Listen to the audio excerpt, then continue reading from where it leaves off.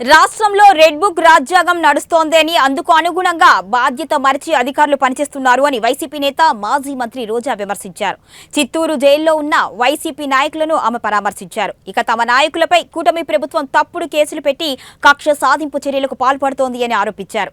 రానున్నది YCP ప్రభుత్వమే అని అధికారులు ఈ విషయాన్ని గుర్తుపెట్టుకోవాలని బాధ్యతగా వ్యవహరించాలని అన్నారు.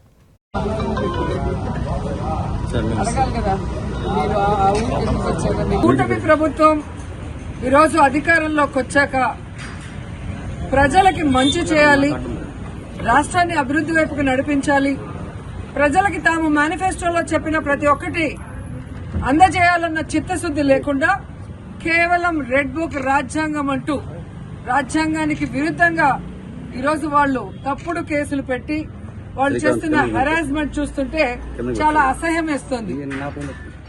ఈరోజు వైఎస్ఆర్ కాంగ్రెస్ పార్టీ నాయకుల మీద కేసులు పెట్టి వాళ్ళని అరెస్ట్ చేసి కోర్టుకు తీసుకువెళ్లి కోర్టులో బెయిల్ ఇచ్చే లోపల ఇంకో పోలీస్ స్టేషన్ లో ఇంకో కేసు పెట్టి మళ్లీ ఇంకో కోర్టుకు తీసుకెళ్తాం, అక్కడి నుంచి బయటకు వస్తే మళ్లీ ఇంకో కోర్టులో కేసు పెట్టి ఇంకో చోటుకు తీసుకెళ్తాం.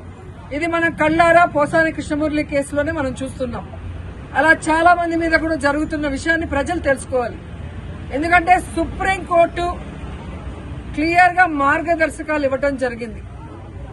ఒక మనిషిని అరెస్ట్ చేశాక ఒకవేళ ఆ మనిషి మీద వేరే వేరే పోలీస్ స్టేషన్ లో కేసులుంటే వాటన్నిటికీ పీటీ వారెంట్ ఇచ్చి ఒకే చోట విచారణ చేయాలని స్పష్టంగా ఉన్న వాంటెడ్ గా ఈరోజు జిల్లాలకి పోసాన కృష్ణమురళి గారిని